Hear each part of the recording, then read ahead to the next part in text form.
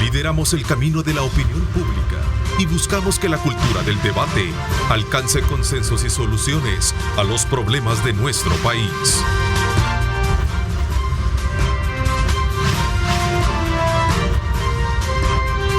Diálogo con Ernesto López.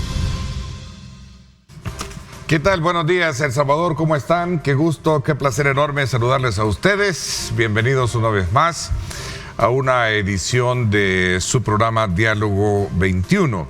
En este lunes 30 de mayo queremos agradecerles como siempre esa entereza, ese tiempo que disponen siempre para estar pendientes de nuestra señal desde muy tempranas horas de la mañana. Recuerde colocar a Dios en el centro de sus actividades para que todos los proyectos, todos aquellos objetivos, aquellas metas que se proponga para esta semana puedan cumplirse. Así es que desde ya muchos ánimos, mucha energía. Vamos para adelante porque esa es la característica que tenemos todos los salvadoreños. Quiero, antes de presentar a nuestros invitados, expresar mis más sinceras muestras de condolencia por el fallecimiento de doña Yancy Urbina, a su familia. Ella fue diputada y exfuncionaria de gobierno. Ha sido una destacada figura que hemos estado, desde luego, compartiendo en el pasado algunos aspectos elementales del desarrollo de la política y sobre todo también su paso en la Defensoría del Consumidor, luego también en la Asamblea Legislativa como diputada, al frente de la presidenta de la Comisión de Hacienda y Especial del Presupuesto. En fin, se destaca una lista muy importante de trabajo que desarrolló como dirigente y militante del FMLN, y a quien le expresamos pues sus condolencias a la familia por el fallecimiento de la ex legisladora, y de quienes pues en su momento expresamos en este momento nuestro especial abrazo de solidaridad para su familia. Vamos de inmediato a conocer aspectos relevantes también con el tema de la seguridad, y quiero darnos la más cordial bienvenida a dos de nuestros invitados, especialistas en el tema. Saludo muy cordialmente a Luis Contreras por estar con nosotros acá con nosotros. Luis, bienvenido, gracias por acompañarnos. Sí, un gusto, Ernesto. Buenos días a tu audiencia, también a Misael, y aquí estamos ya listos para iniciar la semana con el análisis de seguridad pública. Así es, en efecto, también Misael Rivas, él es abogado de la República, catedrático universitario y también experto en el área de criminología. Gracias por acompañarnos, Misael. Muchas gracias, Ernesto. Gracias a la teleaudiencia de Diálogo y de todo el grupo Megavisión. Espero que tengamos un bonito inicio de semana y esta tertulia que les sirva para que tengan ya un tipo diferente de pensamiento. Así es, en efecto, vamos a conocer, y yo creo que al final, después de todas las argumentaciones que se generaron alrededor del tema de la ampliación del régimen de excepción, la segunda, este se ha llevado a cabo en el contexto también de una serie de resultados que el gobierno ha considerado positivos y tomando como referencia algunas acciones que también se expresan a partir de la población. Yo creo que esto era previsible. Habíamos hablado contigo en radio y también personalmente. Estaba aconsejando, por lo menos mi opinión era que tiene que haber 3 suspensión de garantías por razones técnicas, ya que la primera fue un impacto a lo que era el grupo operativo de las maras, de las pandillas. Luego, después de esto, tiene que haber una reestructuración del plan, porque no pueden seguir en la misma y empezar a engarzar con las investigaciones las que ya tenían, y empezar a desarticular ya no solamente el frente de golpe o operativo, sino la parte intelectual. Así es, que vimos nosotros 3 importantes que hubo aquí en Santa Ana, aquí en Zaragoza, y la otra me parece que fue en Santa Elena Residencial. Entonces, ese mensaje es muy positivo y creo que la valoración la reflejan las encuestas que se han hecho últimamente y el resultado es altamente positivo. Escucho mucho que dice que hay personas, y han hecho hasta unos reportajes especiales en donde dice que hay personas que están golpeadas, que están inocentes, etcétera. Eso es una gran posibilidad. Siempre he dicho que solo el que no quiere trabajar por la patria no comete errores. Claro. Entonces, tenemos nosotros que buscar dentro de lo que es el positivismo y ver a quién es el que es el grueso. A nosotros se nos enseña que siempre debe de sacrificarse la individualidad frente al colectivo.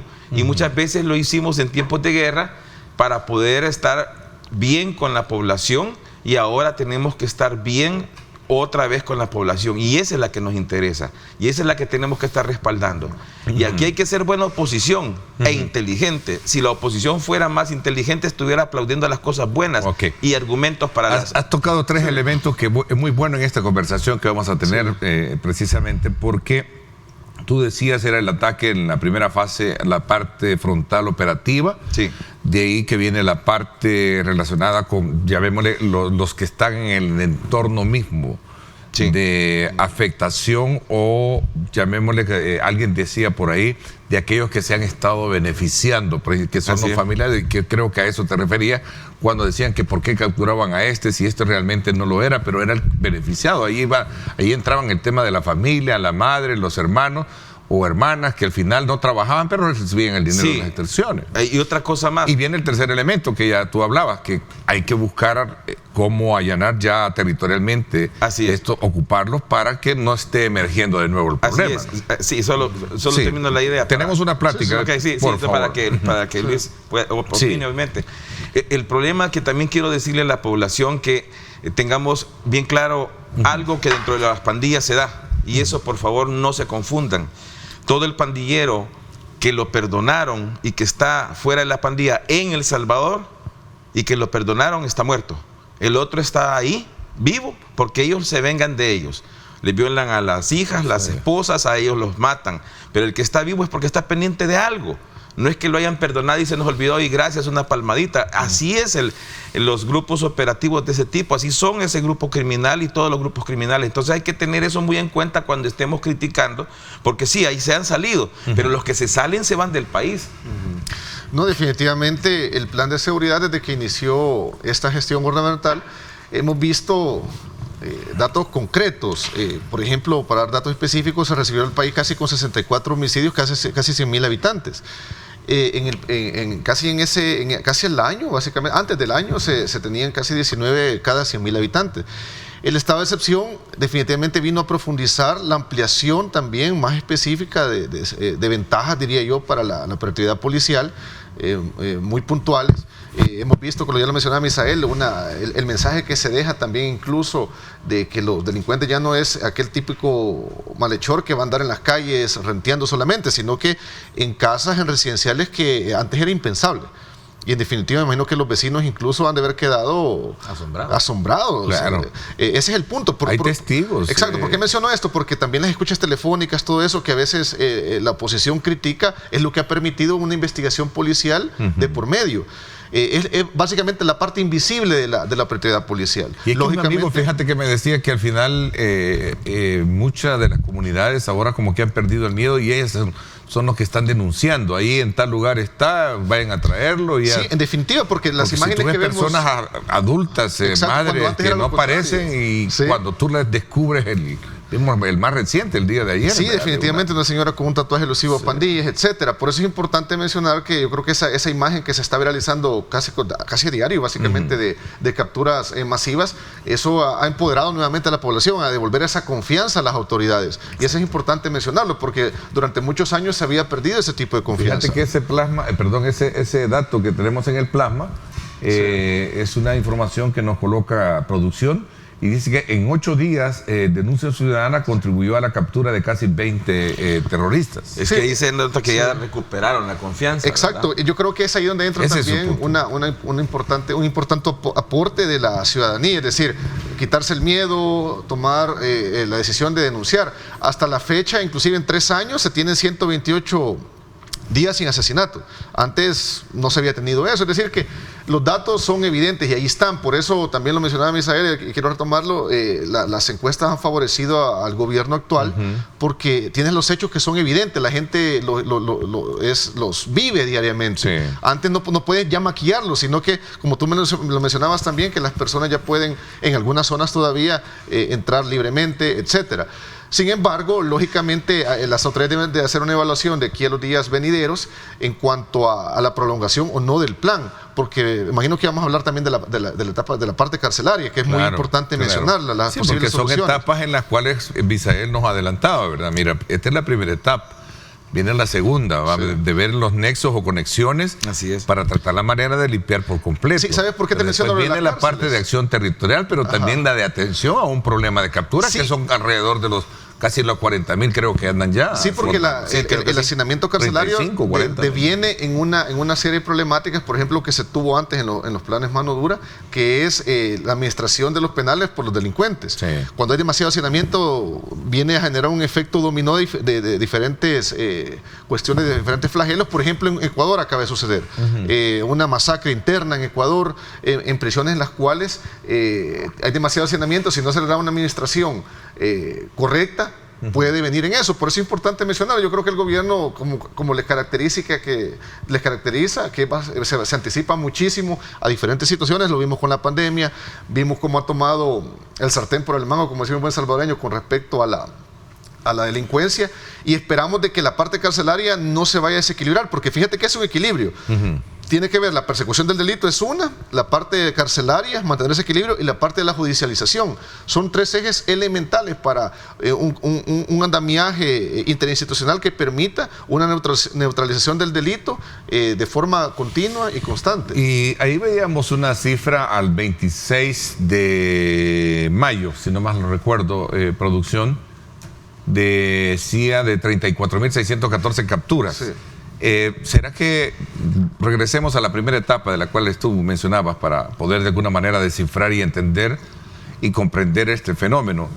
¿Será que frontalmente, como se ha atacado el tema delincuencial, esa confrontación antidelincuencial, ¿será que ya se desarticuló? ¿Ah? ¿Que ya triunfó?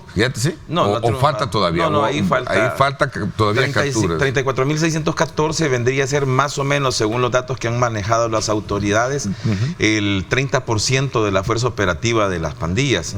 Estoy retomando lo que era, y si nos acordamos los mismos mapeos que ellos presentaban del 2015, cuando ya dejaron de presentarlos, cómo había posicionamiento de las maras, que eran el 85% del país, exceptuando San José, Guayabal y la zona norte, cerca de La Palma, y unas zonas turísticas interesantes. Eso tendría que ser cierto, que tuvieran una fuerza operativa de unos 90,000. Lo que pasa es que estos son los que se enfrentan, los que están más detallados. Andan ahora los que están a oscuras. Aquellos que a lo mejor se esconden, han rentado casas en zonas donde exactamente. No sé, porque lo decía aquel día un oficial acá en una entrevista que teníamos. Y es que aparte de eso, ellos ya tienen planes. Contigo hemos discutido muchas veces que tienen plan B, etcétera. Lo que pasa es que el plan B se les derrumbó porque el Estado, a través del gobierno, les ha dado duro a lo que es el plan B, que era utilizar los semi-retirados, que muchos de ellos eran merolicos que andaban en la calle, y que uno decía, bueno, ¿y por qué solo anda una bolsita de dulces y qué va a ganar con eso? Eran los que andaban controlando, porque eso ya lo vimos más o menos en el día 36, 38, barrieron en Santa Tecla, barrieron en San Salvador, barrieron en varias ciudades de ese tipo de gente. Entonces te desarticulan dos planes. Ahora lo que tiene que hacer el gobierno a través de sus autoridades es reformularse, porque ya está en diferente momento social. Ya no está con aquella gente, ya está recuperando la confianza, la gente está creyendo en ellos. El centro de la capital, que según a criterio de algunos conocedores como ustedes decían, era un centro operativo donde ellos protegían. Aquí teníamos corredores, hombre, lamentablemente, habían corredores de contrabando, de narcotráfico, de personas. Ahí situado. Así es. Sí, es que con la dispensa de la gente honrada, que también ahí está. Lógicamente. Y por necesidad tenían que estar ahí. Ese es un fenómeno que se da a nivel latinoamericano, que es el desorden urbanístico. Ya entra en la prevención básicamente de las instalaciones, etcétera. Es decir, que el entorno también favorece al cometimiento del delito, lo que se ve en criminología ambiental, ¿verdad? Es decir, eso no es algo nuevo, y sin embargo, lamentablemente, las municipalidades año con año en el pasado no previeron eso, no les interesó, etcétera. Podríamos poner diferentes excusas. Sin embargo, vemos que ahora se está trabajando de una forma distinta, y eso es muy importante. No solamente el centro histórico de la capital, sino que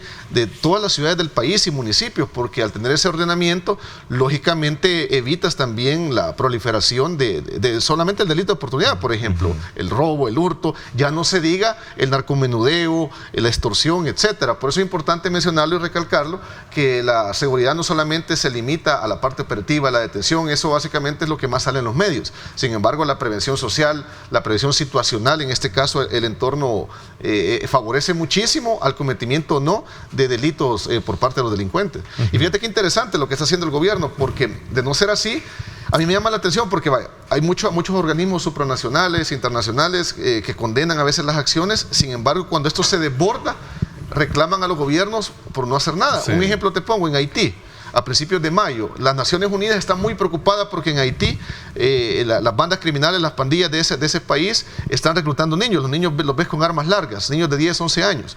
Y la ONU está exigiendo hacer algo al respecto. Es decir, nosotros no hemos llegado a eso todavía y esperemos ya nunca llegar.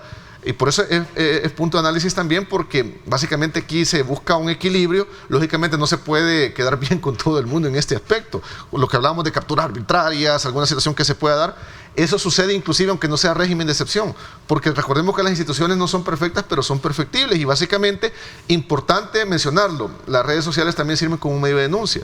Yo creo que los malos elementos, recientemente incluso detuvieron unos en el occidente del país, unos policías que colaboraban con extorsiones. Ahí podemos ver que realmente... Que ya hay un problema también que todavía no lo han atacado. El problema de la policía... Hay un problema. Sí, la depuración que tendría que darse. Exactamente. Pero no creo que sea a título de depuración. Han habido una depuración que fue una catástrofe allá en el año 2000.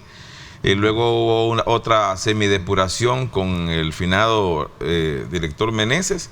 Y ahí paró, porque eso no es cierto que tenga impacto positivo dentro de la institución. Lo que debería tener es mejores procesos de control y filtro. Sí, pero también mejores unidades de investigación. No, pero lo que está tocando en el caso muy en particular es precisamente de malos No, es que a eso me estoy refiriendo. Es que lo que pasa de que la depuración... O sea, eso, en nuestro... así como habemos malos periodistas, malos abogados, también ahí hay... No, es que estoy de acuerdo. Yo lo que estoy diciendo es que debe mejorar el organismo de control de la institución, porque el problema no es que tenemos que hacer depuración, porque ahí se ve un sinnúmero de arbitrariedades de partidos oficiales que se dieron esa situación. Y eso es el peligro. No, al tener mejores organismos de investigación, también la población va a ver que va a existir más impacto de parte de la policía hacia la denuncia ciudadana. Por ejemplo, hay gente que ha salido denunciando y con nombre y apellido y con número de causa, que han ido a inspectoría, por ejemplo, y no han hecho nada. Que han ido a asuntos internos y que tienen tantos años de estar esperando porque aquel es oficial y etcétera. O sea, es que no necesaria per se quiere decir porque es un elemento malo, sino que también a veces la estructura burocrática es la que no ha logrado contribuir. Así es la que está... Ese elemento que veíamos de la fecha de cuántas denuncias se habían generado, cuántas capturas a partir de la denuncia, es un signo vital de lo que toda la vida personas como ustedes han sido críticos.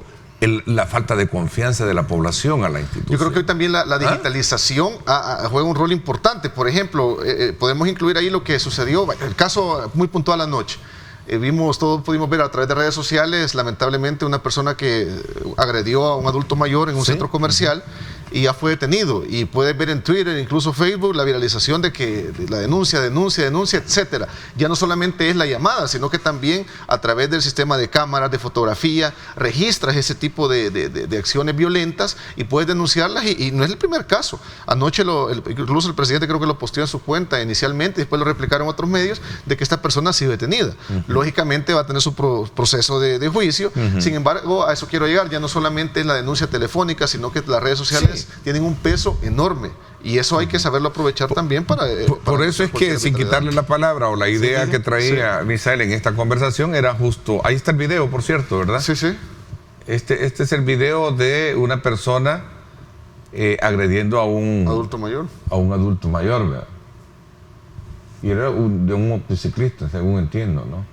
No. Sí, un motociclista fue el que, según dicen, la persona se atravesó, hubo un altercado, él se golpeó en la moto, algo así fue, y lógicamente la cólera, la ira, se bajó a agredirlo físicamente, y es cuando fue denunciado. Por eso es importante, fíjate que aprovechando ese caso, los sistemas de videovigilancia deben de ampliarse en las ciudades. O sea, deberían de contribuirse. Exacto, eso favorece, y yo siempre he puesto el ejemplo de Londres, la capital del mundo, a nivel de países la que mayor número de cámaras tiene. Ahí se registra, no hay cosa que no se registre. Y eso genera un disuasivo, obviamente, para el delincuente. Ya lo piensas 2 veces, ya cuando ya hay un ejemplo, ya los asaltos a banco ya no van a ser tan recurrentes. En los años 80, 90 todavía, yo recuerdo, se daban... De hecho, a una persona que denunció de que fue golpeada por una motocicleta, la dejó bien golpeada, el motociclista se fue. Sí. Y no pueden tener acceso a unas cámaras que pertenecen a una empresa. Debería de haber una obligación. Pero aquí hay una cosa que quiero... yo creo que la Fiscalía lo hace. Tú que eres abogado también, ¿verdad? Sí, aquí tú eres abogado, Luis. No, tú eres abogado, ¿verdad? Voy a retomar una cosa que dice Luis. Aquí el papel importante de lo moderno en la digitalización. Ahí está la captura sociales, ya, mira, sí. Perdona que te interrumpa. Ahí está la captura del motociclista. Sí, buen mozo. Fue cuestión de días para que lo capturaran realmente. Sí. La cuestión es la siguiente, que de repente nosotros hay 2 diferencias grandes. Cuando se tenía la denuncia de falta de confianza en la PNC, la viralización no estaba en boga y la gente no sabía utilizarla. Entonces las denuncias no se podían controlar. Teníamos que confiar en la institución y ahí es donde se perdía, porque había aquella hermandad secreta de los policías de aquel entonces. Pero ahora, como se viraliza, entonces hay un compromiso social de la institución de no abandonar el momento. Entonces empiezan a trabajar porque ya están viendo por la institución. Es diferente. Ahora la persona que dice yo denuncié a fulano y empiezan a ayudarle. Y vemos nosotros cómo van llegando en las redes y que le cae a uno que denunció tal cosa, que denunció la otra. Por ejemplo, hubo una captura hace como un par de años de unos policías en donde se pararon en la cabeza del capturado, la señorita policía. Sí. Pero ¿qué sucedió? De esa no hubo captura de destitución ni se sabe nada. ¿Por qué? Porque no fue tanta la fuerza y no había tanto lo de las redes sociales. Si lo hacemos eso ahorita, de seguro ese policía estuviera en el proceso y hasta a la orden de los jueces. Por eso es lo que sucedió con los que capturaron hace poco, que colaboraban con las extorsiones. La cosa es de que nuestro país se está preparando para algo y se está preparando para algo nuevo, y por eso es que yo siempre estoy diciendo que tenemos que apoyar las buenas ideas. No importa qué seamos nosotros, somos salvadoreños. El problema es que, pues, tenemos ahí a un sector de la población que por cuando tú te pones a hacer una valoración de un tema que por años debieron haber resuelto los gobiernos anteriores, ya te acusan, te señalan que sos pro gobierno, que sos golondrino. Bueno, a mí me corresponde a veces, yo siempre... o que te pistean. O que me pistean. Y bueno, y de hecho esto me pasa con todos los gobiernos, ¿verdad? Yo he visto pasar 4 gobiernos, 5 gobiernos en este puesto y todo, ¿verdad? Ya fuera millonario. Pero, ya fuera millonario. Y el punto, el elemento aquí es realmente ver que ha sido un factor bien visto por la población. Sí, que no yo conozco empresarios, y lo voy a decir muy empresarios que me han expresado que lo que se ha hecho es lo más correcto. La en el centro de la capital se respira un aire diferente. Una señora en la iglesia a la que yo asisto me decía, en la colonia, y fíjate la colonia donde era, y lo voy a decir aunque no me gusta estigmatizar, pero entiendo que ya es una colonia que está bastante sector de Altavista. Era increíble, Ernesto, me dice. Ahí no podía salir uno y tenía que salir así, porque si volvía a ver a la par a un señor que era de los tremendos, segura muerte. Nuestros hijos corrían peligro, nuestras niñas. Ahora ya están jalados, me dice.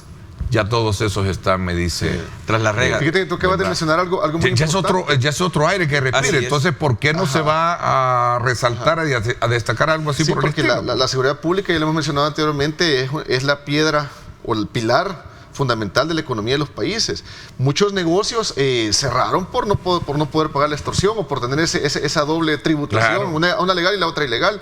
La inversión extranjera también, no solamente la inversión, sino que el turismo extranjero. Ver a alguien que te venga a contar y decirte que cerró el negocio porque no aguantó la extorsión. Por eso una venta de ropa, un bazar. Fueron miles.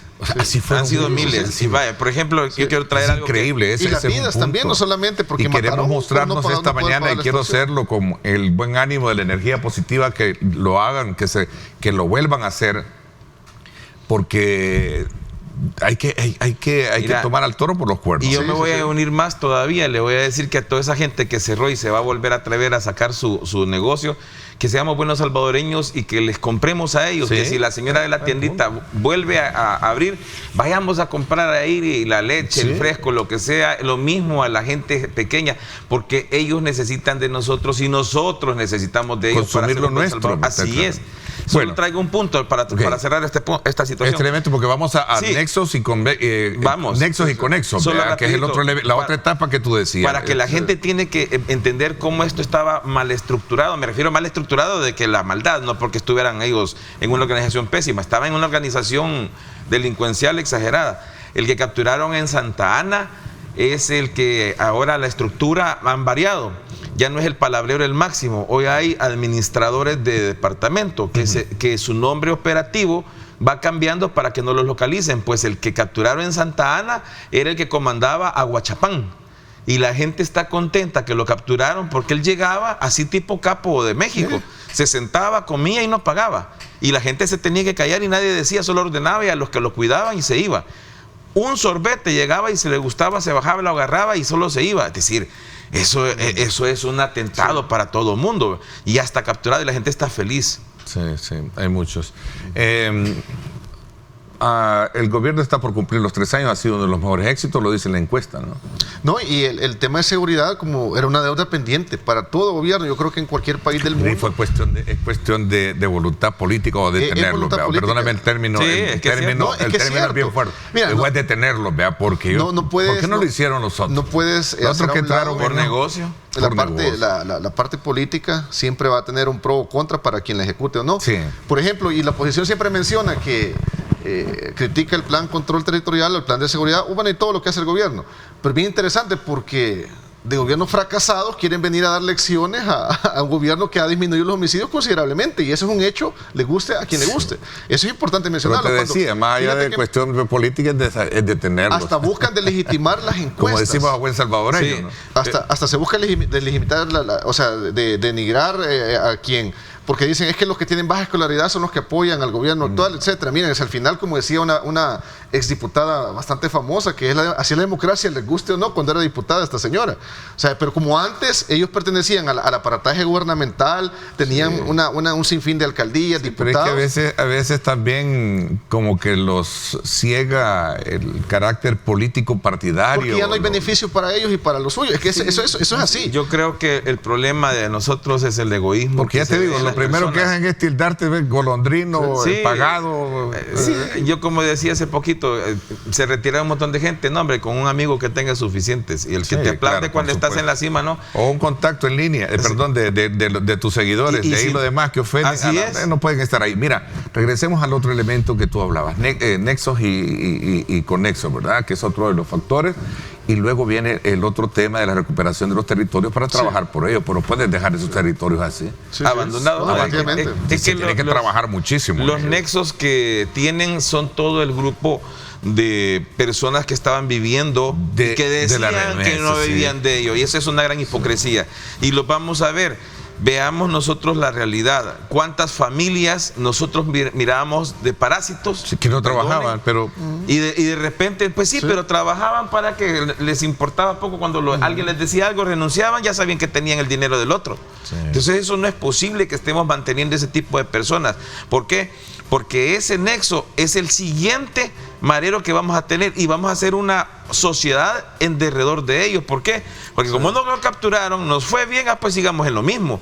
Y esas abuelas que están saliendo con que dicen que son las abuelitas que están capturando, no hombre, no se confundan. Hace 28 años que vino el primer marero, esas mujeres tenían, hombre, 38, hombre, eran mujeres jóvenes o tenían 30. No hay que confundirse, ahora ya tienen una edad avanzada. Sí, es importante. Porque el fenómeno viene de hace 30 que ya no es una cuestión de todo, lo asocian a la juventud, la parte delictiva, y no es así. Lo hemos visto inclusive en las capturas de señoras de avanzada edad, señores de que visualmente no aparentan ser personas que andan en acción de... Es que el fenómeno, si tú te recuerdas, este fenómeno hay que verlo desde un punto de vista social, ¿verdad? Y tú te recuerdas que la UCA advirtió en su momento, allá por el 90, a principios del año 90, finales, después de la guerra, advirtió de un fenómeno de transculturización que se estaba generando en el país, ¿verdad? Y todavía en el 97... Entonces estás hablando de 30 años. 30 años atrás, ¿quiénes eran los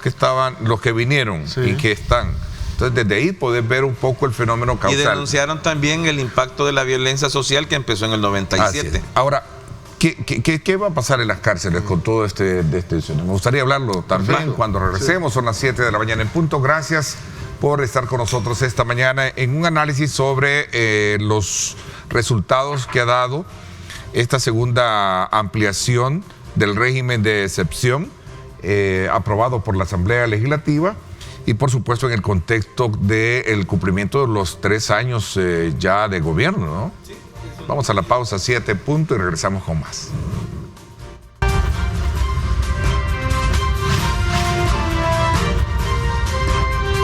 Diálogo con Ernesto López.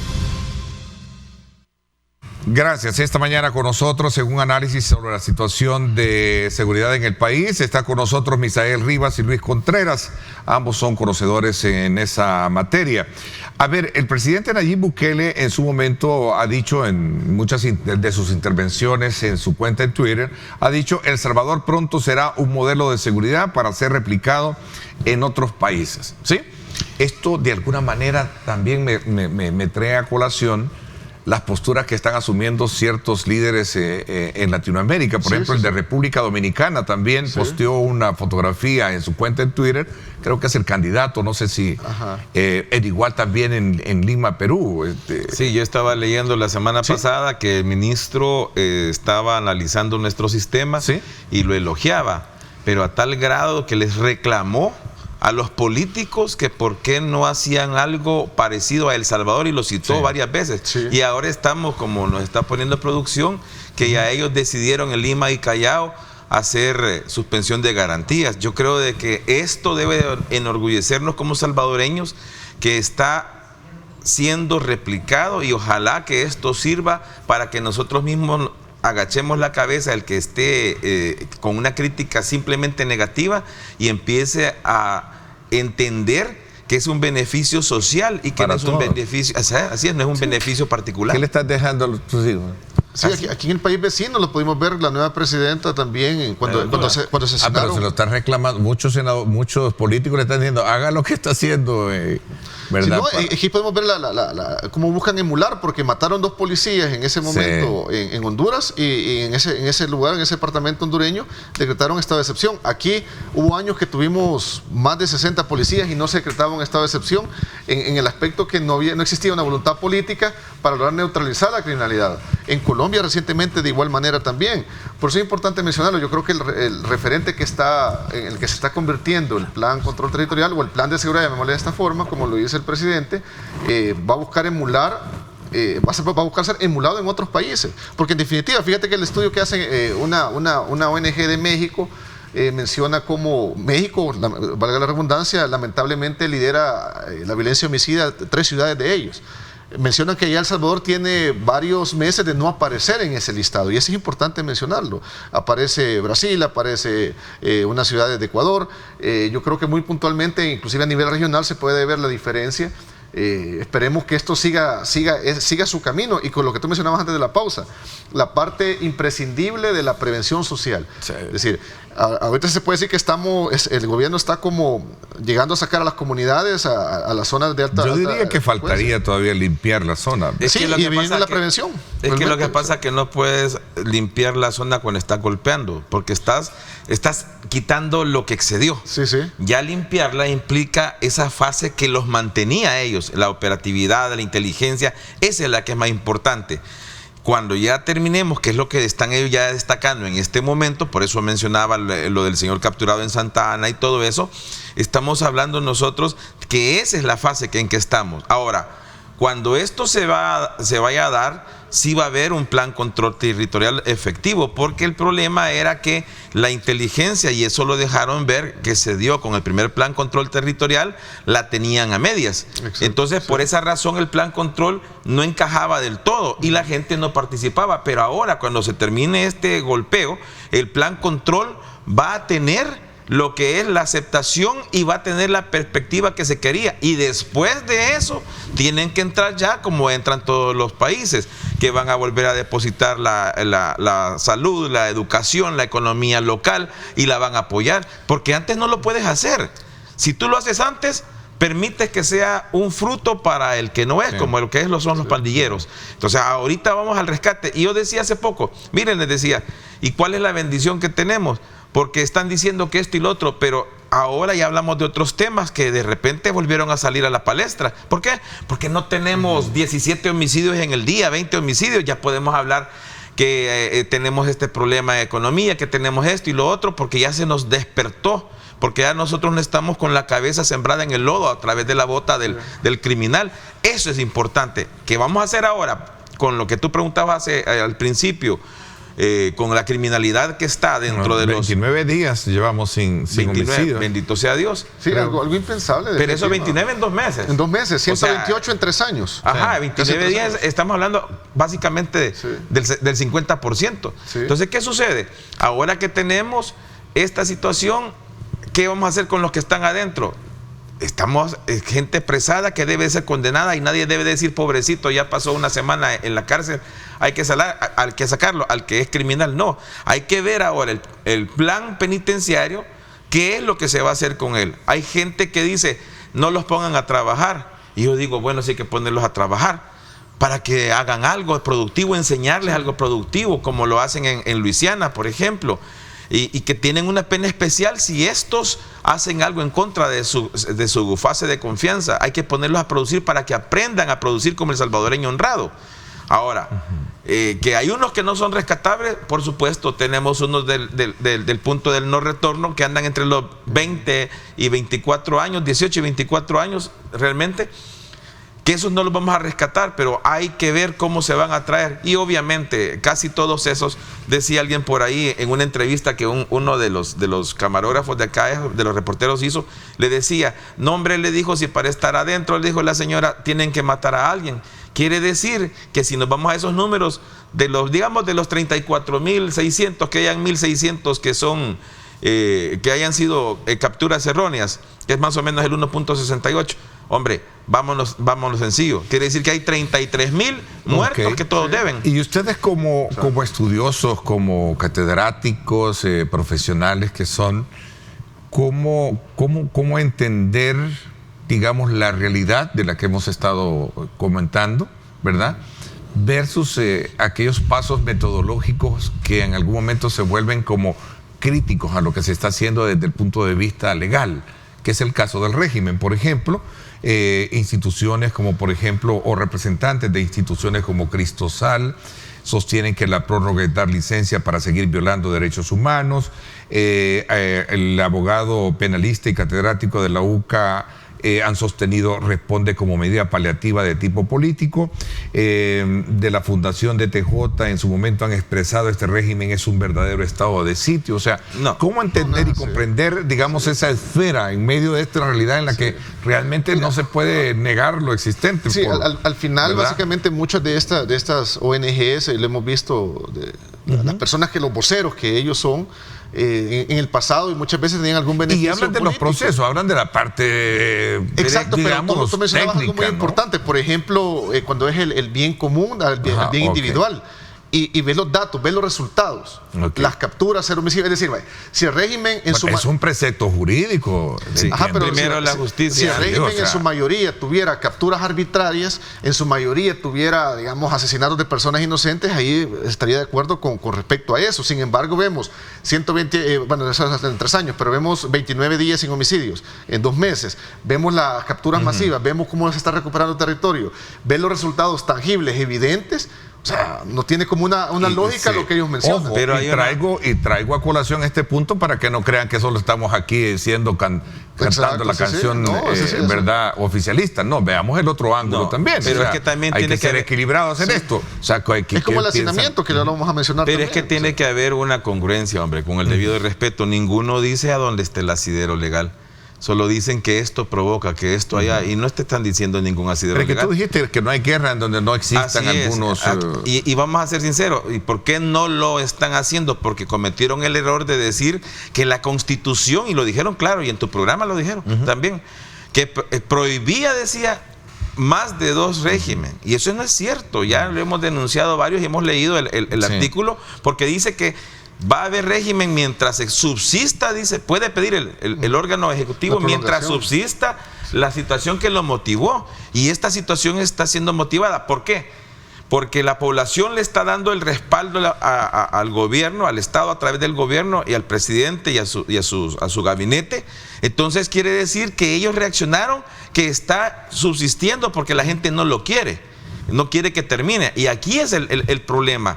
La situación es que todo lo que me están mencionando dicen nada más que esto es de teoría, es de doctrina.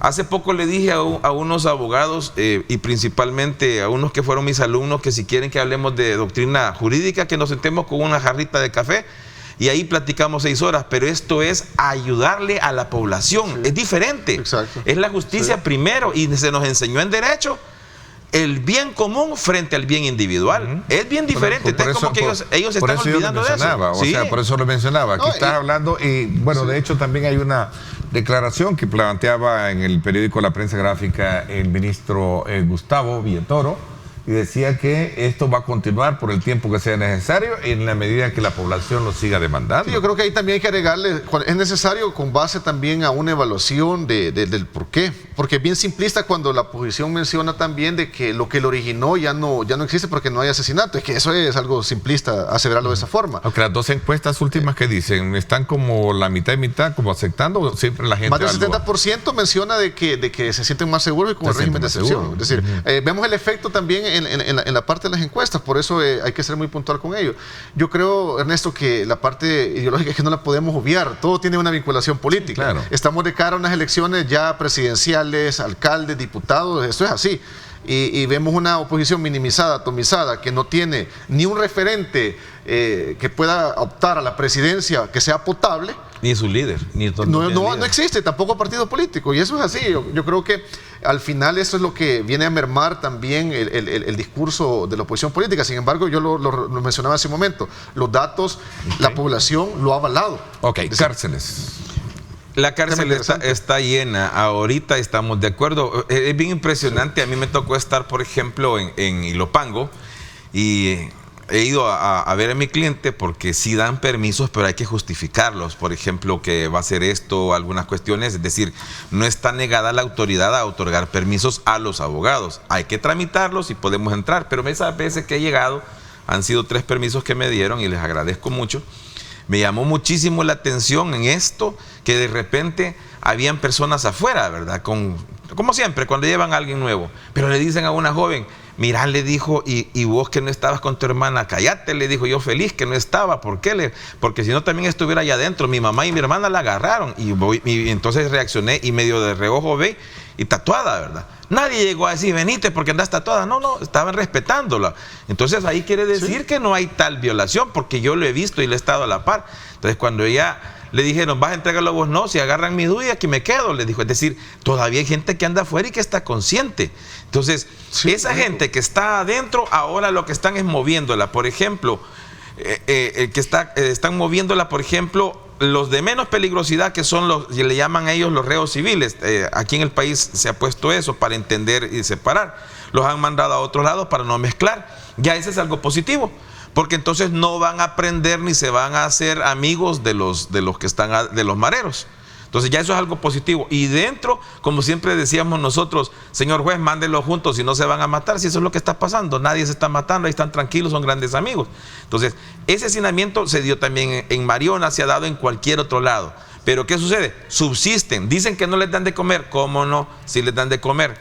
Dijo uno ahí en una entrevista que se puso él a oscuras a hablar y dijo, solo nos daban un arroz y una tortilla. Y me molestó tanto, y lo voy a decir porque no deben de creerse, dijo, en la mañana nos contaban, dice, y nos metían un garrotazo al contestar, nos metían el garrotazo y nos tiraban gas pimienta en la cara. En la noche, dicen, nos volvían a contar y nos metían otro garrotazo y nos tiraban pimienta a la cara. Yo salí a los 29 días. Si alguien que está siendo torturado de esa manera presenta realmente su cuerpo ante cualquier autoridad, tiene destruido la faringe, el esófago, las fosas nasales, los pulmones los tiene destrozados, si acaso está vivo. Y la golpiza que son en 60 golpes, 58 golpes en 29 días, fuera notario. Y nadie hace eso. Eso es mentira. Si ahora tiene que construirse más cárceles. Aquí tenemos que hacerlo. De hecho, creo que ya está el aval, ¿verdad? Sí, ya lo probaron. Aquí en Oriente va a ser, creo que la primera mega cárcel, que es de 190 o 200 manzanas. Fíjate que aparte de eso, yo quiero mencionar también programas que se han estado realizando en otros países. Por ejemplo, en Jamaica, el BID ha estado impulsando programas que se pueden replicar acá. ¿Por qué te lo menciono de esta forma? Porque según los estudios, esto no es solamente El Salvador, a nivel latinoamericano, Estados Unidos tiene más de 2 millones de presos actualmente. Los últimos 40 años se ha recrudecido la población carcelaria, y eso es importante mencionarlo porque la mayoría de estas personas, según las estadísticas, no tienen una buena reinserción. ¿Qué es lo que está haciendo el BID en Jamaica y que se puede replicar a nivel tecnológico, ya que el gobierno es bastante tecnológico? Por ejemplo, los brazaletes, poder salir. Esto lo estoy mencionando, lógicamente no con pandilleros, sino que con personas con otro tipo de delitos. Ese es uno. Por ejemplo, algo que se denomina la justicia terapéutica. Básicamente, un equipo multidisciplinario le da atención a estas personas y para evaluar y también su readaptación para ir nuevamente a la sociedad. Esa es otra. El servicio comunitario, también la libertad condicional, que es algo que aquí no lo vemos en Estados Unidos. No, aquí tenemos eso, hay un sistema, incluso están trabajando a tambor batiente. A mí me toca hacer una audiencia dentro de pocos de eso, y hay una valoración. Lo que pasa es que tienen muy pocos consejos criminológicos. Exacto. Entonces no pueden salir con todo el trabajo. Eso es importante mencionar, darle apertura a eso, porque en Jamaica se ha tenido muy buenos resultados. Por eso es importante, porque eso imagínate qué interesante, te beneficia en el aspecto del hacinamiento y el gasto también del Estado en mantener a un reo en la cárcel. Así es. Solo quiero hacerle agregar un elemento, también en el contexto siempre para ver el equilibrio del análisis que estamos haciendo. En la parte política legislativa, la oposición también ha planteado casi muy similar los puntos que planteaban las ONG. Por ejemplo, en el caso de Johnny Wright, diputado de nuestro tiempo, hemos visto detenciones arbitrarias. Decía Claudia Ortiz, también a otro matutino, es una estrategia del oficialismo, es decir, que todos los detenidos son delincuentes, dice. En el caso de Marlene Funes, del FMLN, dice, el régimen de excepción no combate el problema real que tiene que ver con la delincuencia. Arena, a través del doctor René Portillo Cuadra, dice que, por cierto, un invitado, creo que para el día de mañana, gobierno tiene herramientas legales contra el crimen, es decir, que existen otras herramientas. Pero solo para balancear un poquito son ortodoxas. El tema de las posturas en las que han asumido. Ahí podríamos salir, pero son ortodoxas, porque lo que sucede es que lo que están ellos es con la ley que tenemos del año 2010 y que de 1998, que se reformó en el 2010, se necesita avanzar. Siempre ha sido la crítica del derecho, que es muy lento. Okay. Y yo solo les quiero hacer una invitación a los que nos están viendo. Vean, miren, hay tantas ONGs, hay tantas fundaciones. Yo les hago un reto. ¿Por qué razón no van a buscar un proyecto para ayudarle al gobierno, como salvadoreños, consiguen una donación y que agarren una cantidad de delincuentes o de imputados y los traten de reinsertar con un buen programa? Por ejemplo, Yaica se estaba quejando que habían programas en favor de los países, que hay dinero como este que te estoy proponiendo y que nadie va. Entonces, si se preocupan y hacen y le enseñan al gobierno, el gobierno no tiene por qué enojarse. Se va a decantar por ellos. ¿Por qué? Porque están por el país. Pero como tú decías, por el momento todavía no. Más adelante podría ser para concluir todas las fases. Por eso es un reto. Mira, lo que tú mencionas con respecto a eso que dice el diputado Wright, Portillo Cuadra. Es la postura política legislativa, ¿no? Pero cuando menciona que tiene las herramientas legales, ¿y por qué ellos no lo hicieron cuando fueron gobierno? Es que ellos en su momento fueron políticas de seguridad fracasadas, y ahora que tenemos la reducción de violencia homicida y en otras aristas también de la parte de seguridad, no les beneficia políticamente a ellos. Yo creo que ahí se les cae el discurso. Ese es el equilibrio y el balance de las cosas que quería colocar también, para no solo hablar de la parte que como comenzamos hablando en el programa, sino que también ver los otros puntos o contrapuntos que hay en este tema, en esta discusión. Creo que mañana tenemos la invitación, que me corrijan, la invitación se la hemos hecho al doctor René Portillo Cuadra, para conocer también la postura de ellos frente a este tema. ¿Sí? ¿Cómo? Está por confirmar, me dicen. Ok, está por confirmar, me dicen. Bueno, gracias Luis por habernos acompañado. Gracias Ernesto, ha sido un gusto, Te agradezco muchísimo. También saludo a tu audiencia, que sé que es mucha. Yo también, gracias también a ti, te agradezco. Muchas gracias Ernesto, muchas gracias Luis y audiencia, muchísimas gracias. Y si nuestras palabras le hicieron mover su mundo, opine. Ok, interesante. Declaratoria de alerta verde a escala nacional por el tema de lluvias. Se prevé que vamos a tener una influencia bastante fuerte de lluvias. Hay que ver cómo nos preparamos y con nosotros estará en unos minutos el director de Protección Civil, Luis Alonso Maya. Así es que desde ya les invito a que me acompañen. 7:23, nos vamos a la pausa y regresamos.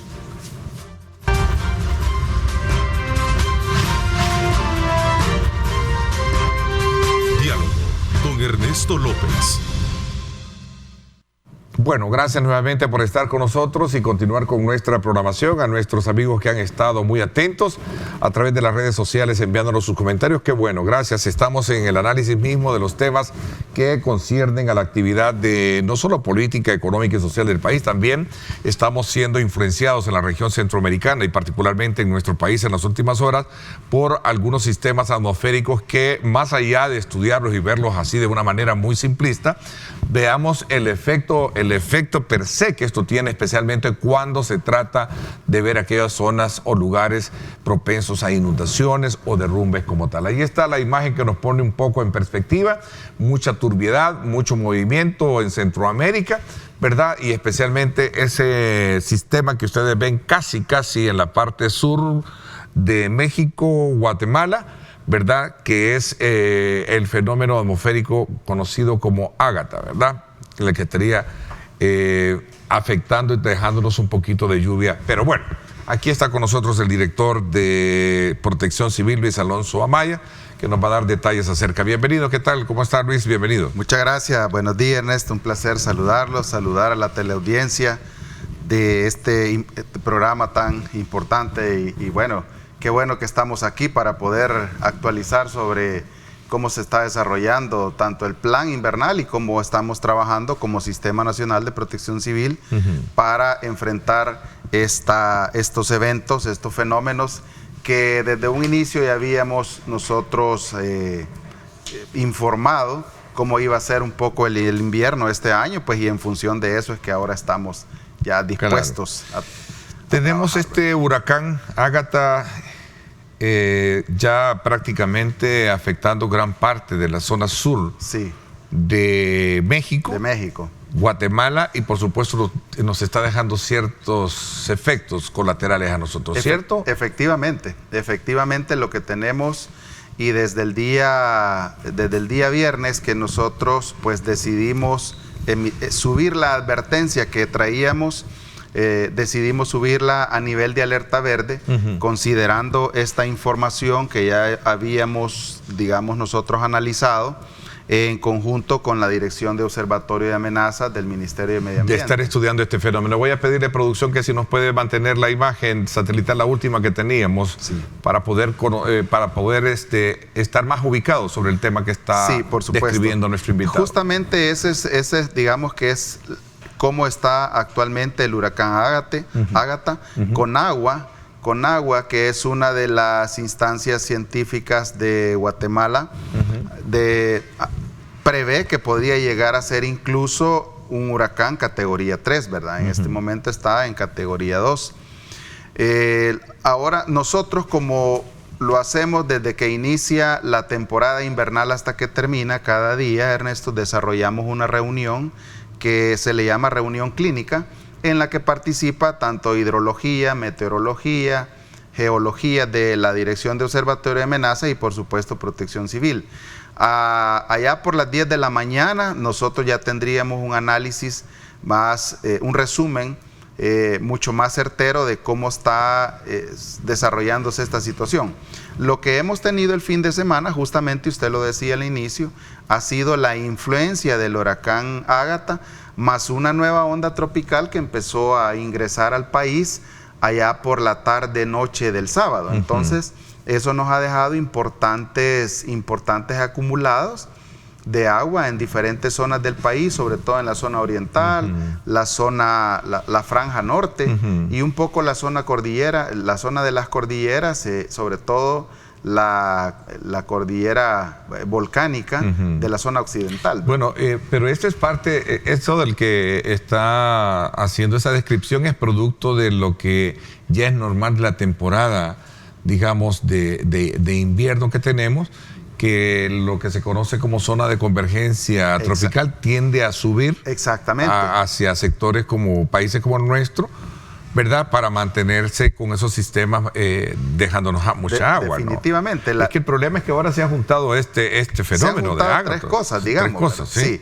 se han juntado tres cosas. Número uno, el huracán Ágata que se está desarrollando. Sí. Número dos, la onda tropical que ingresó al país. Y número tres, que tenemos justo frente a las costas de Centroamérica la zona de convergencia intertropical. Entonces eso empuja humedad hacia Centroamérica.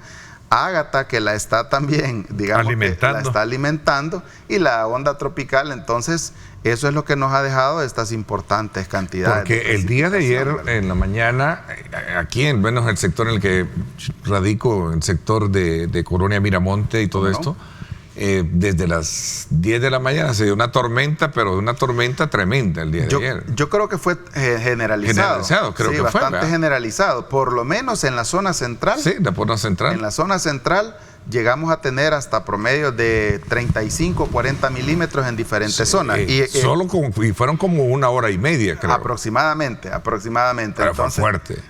Justamente eso que tuvimos ayer entre las 10 y las 11:30 de la mañana, fue parte de lo que nos dejó la onda tropical, ¿verdad? Fue parte de lo que nos dejó la onda tropical.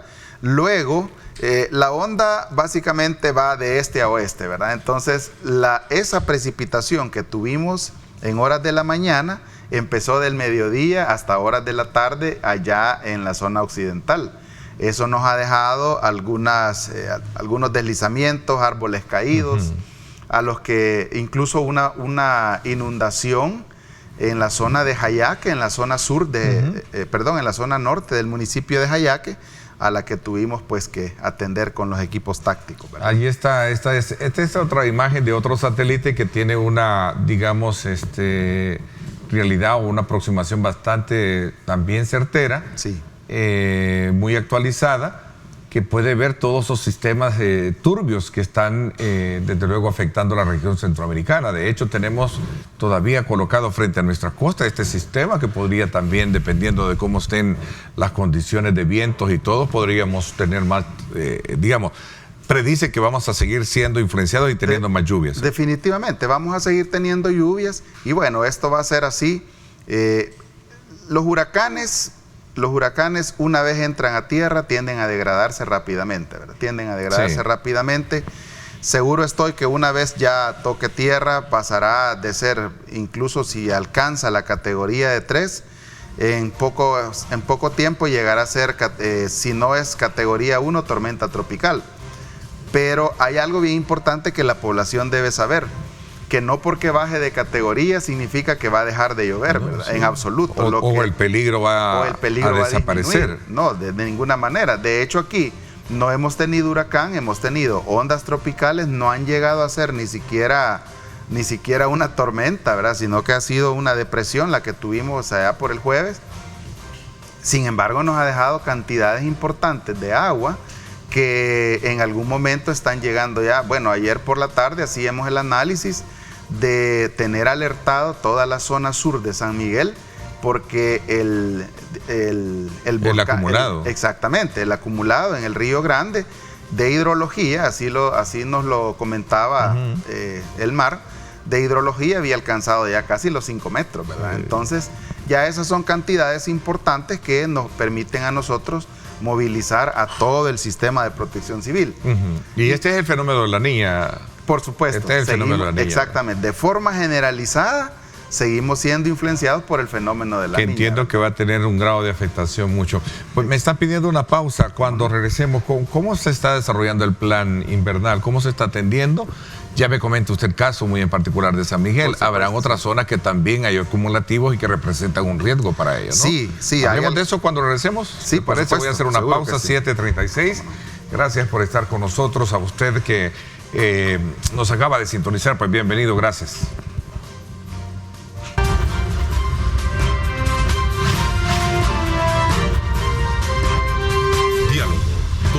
Ernesto López. Bueno, continuamos en esta conversación y sobre todo esta evaluación del sistema atmosférico de la región y del país, sobre todo por las amenazas de lluvias que tenemos y que esto de alguna manera ha traído consigo a decretar alerta verde, ¿no? Sí, así es, decretamos alerta verde. ¿Qué significa la verde? ¿Puede cambiar o variar de acuerdo a las proyecciones que se tengan? Definitivamente, los colores de la alerta se basan también en las probabilidades de impacto, ¿verdad? Por decirlo así, la alerta verde representa el 25% de probabilidad de impacto en este caso, de este fenómeno hidrometeorológico. Cuando subimos a amarilla significa que la probabilidad sigue siendo mucho más aguda, no solamente en función de que el fenómeno de verdad se materialice, sino que también nos puede dejar impactos considerables, ¿verdad?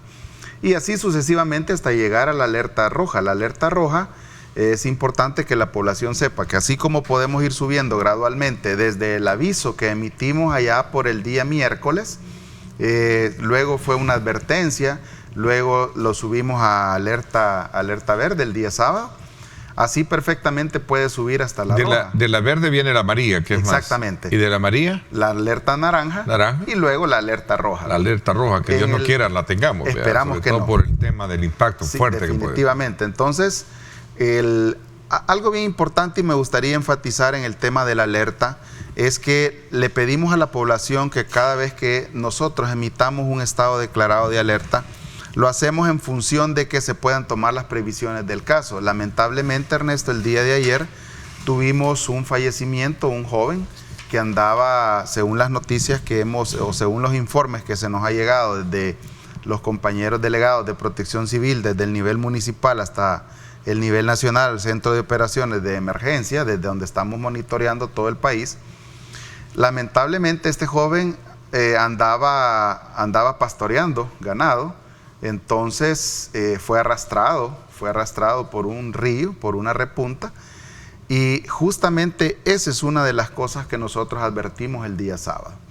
Es importante que la población acate las recomendaciones, no se expongan. En la misma alerta que emitimos el día sábado, no solamente hablábamos o recomendábamos no conducir, digamos, si tenemos una tormenta fuerte, ¿verdad?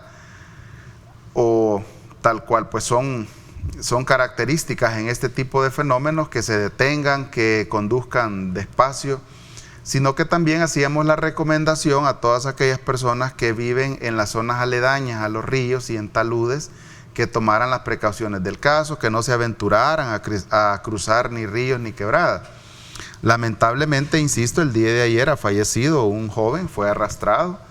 Inmediatamente pusimos a funcionar todo el sistema operativo, toda la parte operativa del sistema, y es así como alrededor de las 2:30 de la mañana fue recuperado ya. Pero pues penosamente es una vida, ¿verdad? Claro. Es una vida, es un joven, apenas 19 años, por respeto a los dolientes no menciono el nombre, pero es importante que acatemos las recomendaciones. El Sistema Nacional de Protección Civil está trabajando 24 horas continuas a fin de que esa información llegue, pero pues con eso esperamos que también las personas el país está bien mapeado. Sí. Digo, mapeado bien para identificar las zonas que pueden representar un alto... Hablando en temas de riesgo. Sí, porque ¿verdad? Entiendo que el día de ayer estaban haciendo, a raíz de esta lluvia del mediodía, estaban haciendo una investigación en la zona de las colinas, creo, nuevamente. Se hizo. Que representa sin duda alguna, ya es un emblemático lugar, como una especie para prevenir los problemas que pueden venir. Claro, y no solamente las colinas. Por la lluvia, ¿no? Claro. De hecho, cuando hablamos al inicio del plan invernal, uno de los primeros pasos que hicimos fue identificar esos puntos en los que en los últimos 10 o 15 años hemos tenido algo. Entonces, si en los 10 o 15 años o 20 incluso retrocedimos hasta allá por la tormenta tropical Stan, si algo ha ocurrido y persistentemente ha venido ocurriendo pequeños deslizamientos, lahares o deslaves como regularmente se conocen, o en buen castellano, ¿verdad? Los deslaves, deslizamientos, derrumbes y todo ese tipo de movimientos de ladera, si han ocurrido en cada ocasión que hemos tenido un evento hidrometeorológico, consecuentemente vamos a seguir teniendo. Y algo bien importante que la población debe saber, no es porque no se haga algo, no es porque no, sino porque son las condiciones propias geomorfológicas de la zona donde se están produciendo. No solamente las colinas, la carretera panorámica es otra que frecuentemente tiene ese tipo de fenómenos. La carretera que conduce desde Sonsonate hasta, digamos, toda la cordillera de Apaneca. La carretera, ayer tuvimos un considerable deslizamiento en la carretera hacia Nahuizalco. Tuvimos que enviar equipos a trabajar y así sucesivamente. Entonces, a esto también hay que agregarle, digamos, la deforestación que ha sido presa de algunos lugares en los que no solamente tenemos condiciones de suelo ya bastante húmedas, sino que la misma consistencia, ¿no? puede provocar que se den estos fenómenos. Entonces, con mucha más razón, es importante que la población sepa que estamos trabajando, pero también requerimos que ellos acaten las recomendaciones, que, por ejemplo, en algún momento si se les solicita que evacúen, hay que evacuar, y no lo hacemos con el simple hecho de querer sacarlo. Yo creo que nadie en su sano juicio quiere salir de eso. Ni a cualquiera le cuesta salir de su casa, pero es mejor prevenir. Por supuesto. Y más especialmente eso que me decía, la zona del bajo Río Grande.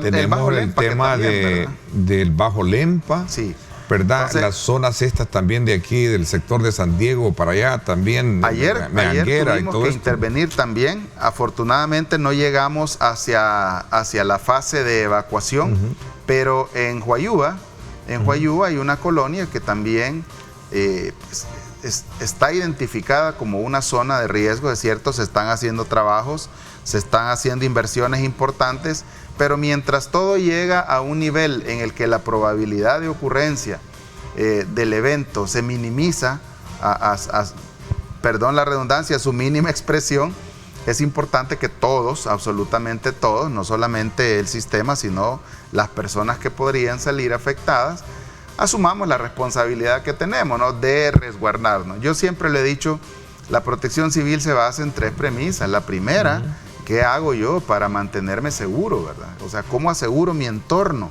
La segunda, ¿cómo estoy previendo la seguridad de mi entorno familiar? Y la tercera, ¿cómo me incluyo en los esfuerzos que se hacen a nivel comunitario, a nivel municipal, departamental y nacional, para reducir la probabilidad de impacto cada vez que tenemos este tipo de fenómenos? Ok, voy a hacer una pausa comercial. Seguimos.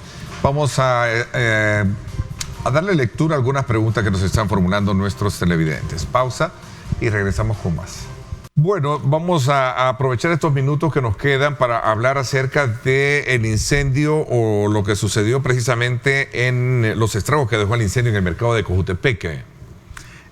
Porque también ese es otro de los claro que sí, niveles o acciones de atención que tiene Protección Civil. Hemos tenido 2 incendios importantes el fin de semana. Uno que se dio justamente en el mercado de Cojutepeque, que gracias a la pronta respuesta que tuvo el cuerpo de bomberos se ha logrado sofocar. Salieron resultados, tuvimos como resultado algunos puestos dañados, pero gracias, insisto, al trabajo que han hecho nuestros héroes, se ha logrado sofocar en un tiempo considerable, y así pues se ha evitado que se dañen otros puestos y por supuesto tengan pérdidas económicas, ¿no?, las personas que laboran en esto.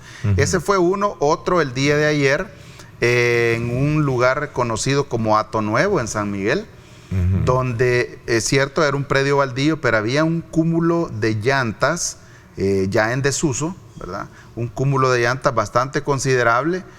Así es que han hecho un excelente trabajo. Bueno, le cuento que las labores de extinción o liquidación del fuego han llegado incluso hasta altas horas de la noche, ¿no?, trabajando. Hay que recordar que el caucho es uno de los materiales en los que hay que hacer mucho trabajo para poder llevarlo a la fase final de control de un incendio, que es la fase de liquidación, ¿no? Entonces, han hecho un excelente trabajo, han estado, justamente es ¿verdad? Vea usted la cantidad de llantas que se han tenido. ¿Y estas llantas eran ya eran para reciclar? Entiendo que sí, entiendo que eran ya para reciclaje, por lo menos las habían llegado a dejar ahí, ¿verdad? Entonces, han trabajado desde horas de la tarde hasta altas horas de la noche ya para darle, digamos, la liquidación. Participaron no solamente el cuerpo de bomberos, también apoyaron nuestros equipos tácticos, que ahora aprovecho informarle a la población que muy amablemente nos sintoniza a esta hora, que tenemos ya desplegada en todo el territorio nacional, ¿no? ¿Y esto es producto de mano criminal o qué? Seguramente que sí. ¿O es descuido? No quisiera aventurarme. Pero siempre hay un informe de investigación que hace bomberos, ¿verdad? A eso iba. Ahora mismo también el cuerpo de bomberos, a través del equipo de inspectores que tiene, seguramente están haciendo las investigaciones del caso a fin de determinar cuál pudo haber sido la causa, ¿no? O la probable causa. Lo que sí es cierto es que se ha tenido mucho trabajo. Insisto, controlar un incendio con material de este tipo no solamente es extremadamente peligroso para el personal que trabaja, por los gases, por la alta toxicidad que tienen los gases que se liberan de la combustión de ese producto, sino pues lo que cuesta también, ¿verdad? Se ha tenido que utilizar, se tuvo que mover otros recursos, camiones cisternas, a fin de que el agua no le faltara al personal que estaba ahí en el terreno. Otro tema de las acciones que ustedes llevan a cabo, aquí preguntan, ¿a quién tenemos que llamar? ¿Al Ministerio de Salud o a ustedes para que nos vengan a fumigar en vista de la gran cantidad de zancudos que se está generando en la colonia? Dice acá. Bueno, lo pueden hacer tanto al Centro de Operaciones de Emergencia Nacional. De hecho, esa es otra de las tareas que estamos desarrollando, ¿no? Tareas de fumigación. Exactamente. ¿Verdad? El plan, como dijimos desde el principio, el plan invernal ha sido un plan concebido con una integralidad en la que se están trabajando diferentes rubros. La fumigación o el control del zancudo transmisor de dengue, chicas y chikungunya es otra de las tareas que se están desarrollando. Justamente usted puede ver ahora mismo se está cubriendo nuevamente y por segunda vez todo el país con los equipos del Ministerio de Salud, en lo que también está participando Protección Civil, el programa de Cero Ocio y otras instituciones. Para el amigo televidente que nos pregunta a dónde puede llamar, perfectamente lo puede hacer al Centro de Operaciones, al 2281-0888, y desde ahí vamos a canalizar con los equipos de control de vectores del Ministerio de Salud, y por supuesto que en algún momento vamos a llegar a suplir esta necesidad que tiene esta comunidad. Entonces este es el número al que tienen que llamar por cualquier emergencia que se presente. Efectivamente, ¿verdad? Es el número del Centro de Operaciones de Emergencia Nacional. ¿Existe todavía peligro en la Málaga? A pesar de que hay lagunas todavía de contención, entiendo. Hay lagunas de contención, pero hoy por hoy podríamos decir que el riesgo se ha reducido considerablemente, ¿verdad? Sin embargo, tal cual se puede ver en la imagen ahorita, una de nuestras acciones iniciales cada vez, o de choque, si así le queremos llamar. Primarias, ¿verdad? Exactamente. Cada vez que hay un evento que nos puede dejar considerables precipitaciones en la zona alta de Santa Tecla, que es la que alimenta, ¿no? Desde la quebrada del Garrobo y todo eso, es la que alimenta a esta quebrada. Nosotros pues inmediatamente movilizamos personal. La Dirección Nacional de Albergue se prepara con todo el equipamiento, movilidad, albergue y todo, a fin de poder evacuar tempranamente si es que se requirieran. Algo bien importante que ya en algunos En algunos días será presentado, Moisés, el Ministerio de Gobernación a través de también la cooperación internacional, pronto vamos a lanzar un sistema de videovigilancia de quebradas, en el que pues es un esfuerzo más que ha hecho este ministerio, por supuesto también en coordinación con la Dirección de Observatorio de Amenazas, a fin de que justamente ese tramo en el que ahora está, en el que ahora puede observarse, o las imágenes que pueden observarse, puede ser monitoreado. Un factor inmediato de alerta. Exactamente, puede ser monitoreado en tiempo real, le cuento. Así es que interesante. El tiempo se me fue. Quiero agradecerle, Luis, como siempre, en su calidad de director de Protección Civil, actualizarnos precisamente con estas declaratorias y sobre todo con el plan invernal, que sin duda alguna vamos a tener tiempo para hablarlo. Dios no quiera tengamos mayores noticias malas, pero sí lo cierto que sea contenido desde el punto de vista de la prevención, que pasa primero porque seamos nosotros los prudentes a la hora de saber que si estamos en una zona de peligro, pues evitar estar expuestos a ellos. Así es que muchísimas gracias. Muchas gracias, Ernesto, a la población. Recordarle, el Sistema Nacional de Protección Civil, el gobierno, el presidente Bukele está trabajando para ustedes 24 horas continuas, pero insisto, este es un trabajo de todos. Todos tenemos que aceptar la responsabilidad que tenemos. Me despido con estas imágenes del huracán Ágata, categoría 2. Hay posibilidades que entre a categoría 3, pero sí, todavía se está analizando, de acuerdo a las proyecciones que se tienen, podría llegar a llegar a la zona del Golfo de México, y ya entrando al Golfo de México ya es otra de acuerdo a las condiciones, incluso ya es otra historia que nos puede contar. ¿Verdad? Dios no quiera que sea así, pero así es el clima. Gracias nuevamente por mi parte. Esto es todo por hoy. Radio Fuego tiene en directo con Ernesto López Radio. No se lo pierda a las 7 de la noche también con temas muy importantes. 7 de la noche. Gracias. Pásenla bien y como siempre recuerden lo más importante, amar a Dios sobre todas las cosas. Lideramos el camino de la opinión pública y buscamos que la cultura del debate alcance consensos y soluciones a los problemas de nuestro país.